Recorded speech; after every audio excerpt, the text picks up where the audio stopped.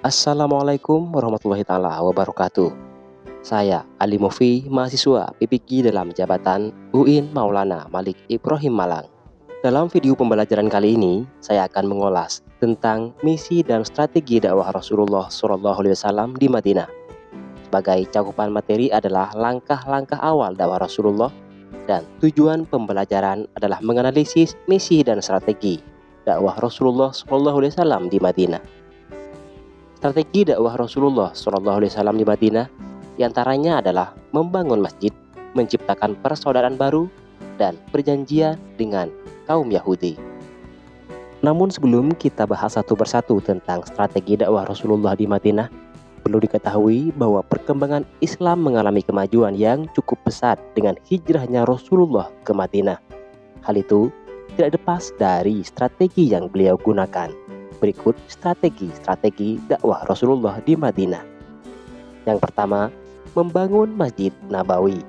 Sebelumnya, Rasulullah memang telah membangun masjid yang dikenal dengan masjid pertama dalam sejarah Islam, yakni ketika beliau melakukan perjalanan menuju Madinah. Masjid itu dinamakan dengan Masjid Quba karena terletak di desa Quba. Setelah sampai di Madinah, Rasulullah SAW membangun masjid yang diberi nama Masjid Nabawi. Masjid ini dibangun di lahan anak yatim yang bernama Sahal dan Suhail bin Amar yang sengaja dibeli oleh Rasulullah untuk dibangunkan Masjid Nabawi. Masjid yang dibangun tersebut tidak hanya berfungsi sebagai tempat ibadah, melainkan juga sebagai tempat pendidikan, tempat musyawarah, dan tempat pusat pemerintahan.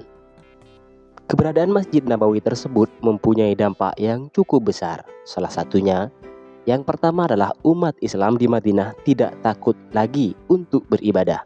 Yang kedua, jalan-jalan di sekitar masjid mulai tertata rapi.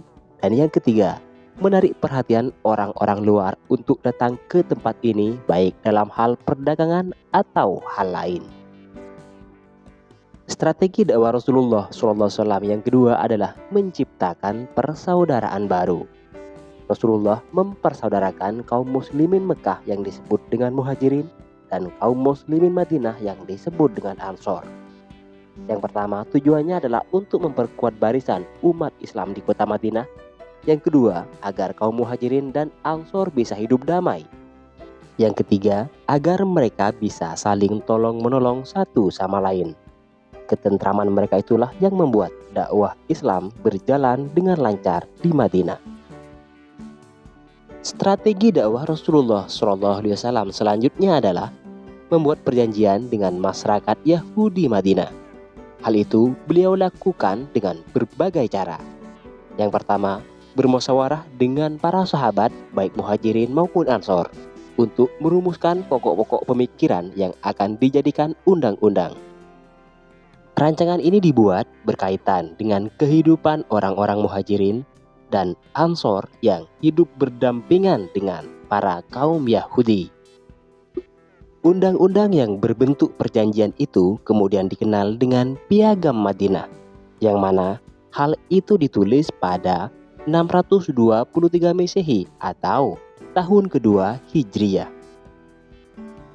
Butir-butir Piagam Madinah. Yang pertama adalah kaum muslimin dan kaum Yahudi hidup secara damai, bebas memeluk dan menjalankan ajaran agamanya masing-masing. Yang kedua, apabila salah satu pihak diperangi musuh, maka mereka wajib membantu pihak yang diserang. Yang ketiga, kaum muslimin dan Yahudi harus saling tolong-menolong dalam menjalankan kewajiban untuk kepentingan bersama. Dan yang keempat, Rasulullah adalah pemimpin umum untuk seluruh penduduk. Jika terjadi perselisihan, maka penyelesaiannya adalah dikembalikan kepada Rasulullah. Karena Rasulullah diangkat secara aklamasi sebagai kepala negara dan diberikan otoritas dalam memimpin atau dalam menjalankan ketatanegaraan. Piagam Madinah yang telah disepakati itu menjadi titik tolak pembentukan negara yang demokratis. Karena di dalam perjanjian tersebut terdapat poin-poin yang memberikan kebebasan kepada para penduduknya, termasuk penduduk yang bukan muslim untuk menjalankan perintah agamanya tanpa mendapat gangguan apapun. Seperti itulah video pembelajaran yang kami buat pada kesempatan kali ini dalam materi sejarah kebudayaan Islam tentang strategi dakwah Rasulullah SAW di Madinah. Sampai jumpa lagi di video-video pembelajaran saya selanjutnya. Akhiran, wassalamualaikum warahmatullahi taala wabarakatuh.